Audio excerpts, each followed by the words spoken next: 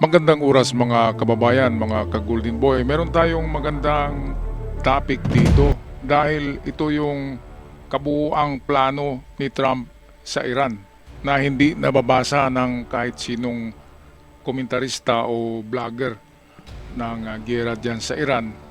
Ito rin yung hindi nababasa ng mga IRGC officials katulad ni Abbas Araghchi at ni Mohammed Basir Galibaf.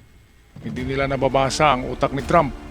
Sabi ko na nga ba, isang genius sa negosyo si Trump. Napakagaling na ano yan. Hindi mo mababasa, paliko-liko muna, hindi direct to the point.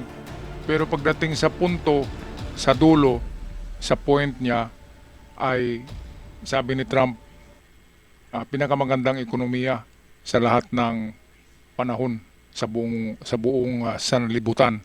Pagkatapos daw ng giyera, sabi ni Trump mismo, pagkatapos nitong giyera ay ang Amerika ay grabe. Sobra ang pera, napakaganda ng ekonomiya, at America will be great again. Yan talaga ang ano ni Trump na America will be great again. Kumita si Trump, kumita ang Amerika, kikita ang Amerika pagkatapos nitong giyera sa Iran. At para maintindihan natin mga kababayan, mga ka-Golden Boy, ay atin na pakinggan ang sinasabi dito ni Nikita Kapoor.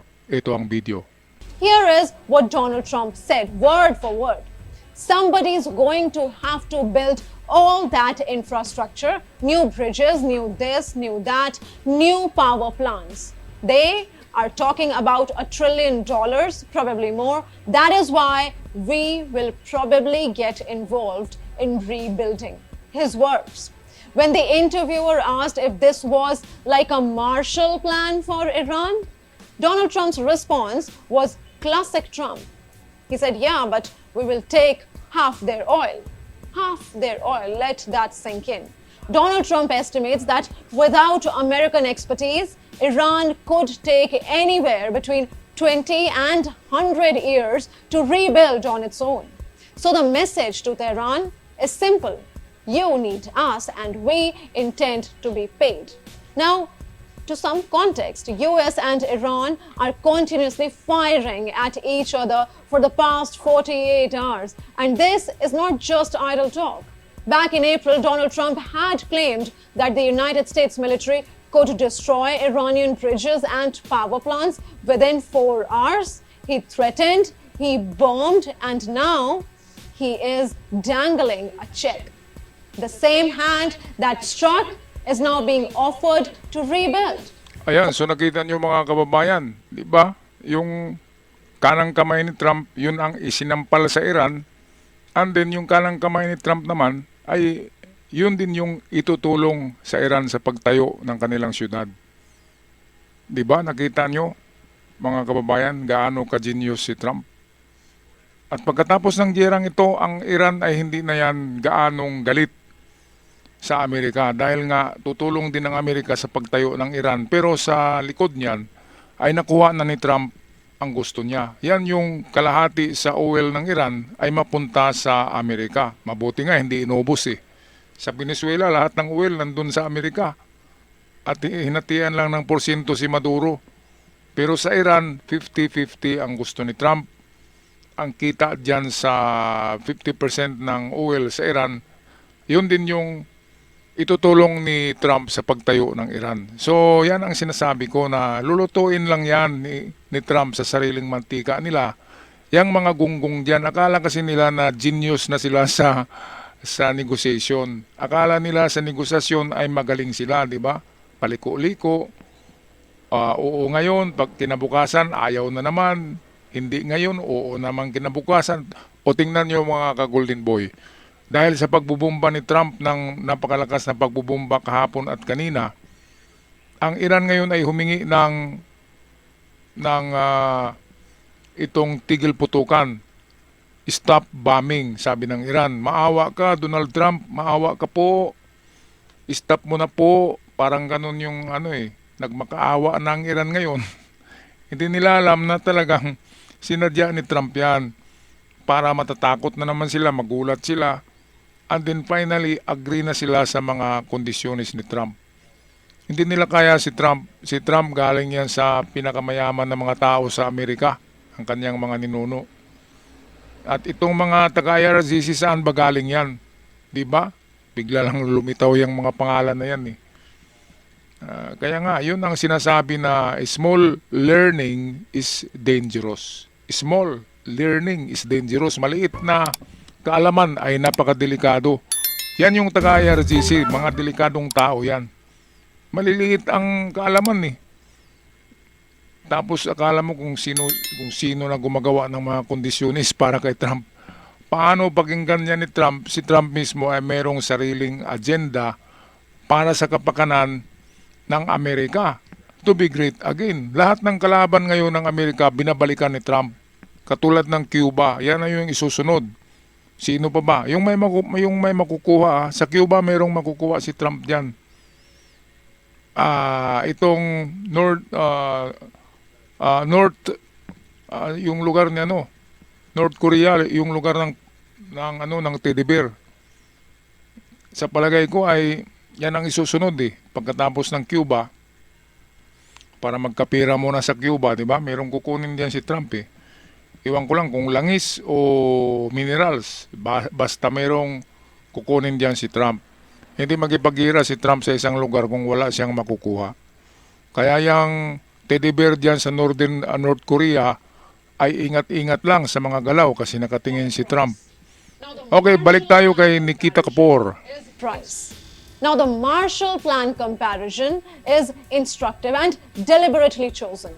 The original Marshall Plan, launched in 1948, saw the US invest roughly $13 billion, about $170 billion in today's money, to rebuild Western Europe after the World War II. It was arguably the most successful act of strategic generosity in modern history. But this is the anti-Marshall Plan. America doesn't give, America also takes. And what exactly would America be taking?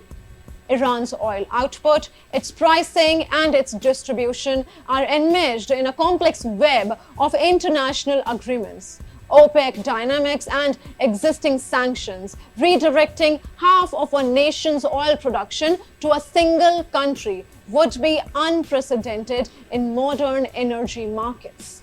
No one has ever done this, not even close to such an agreement. Iran, for its part, would almost certainly reject any deal that hands over its oil or involves hands-on American involvement in Iran. The two countries have not had diplomatic relations in nearly 50 years now. So where do things stand right now? Donald Trump this week said a sweeping peace deal with Iran could be signed very soon. But he has made similar claims dozens of times over nearly 3 months now, and no deal has come. Donald Trump is bombing Iran again. The Strait of Hormuz remains a flashpoint. And the reconstruction question, who pays, who profits, on whose terms, is now squarely on the table.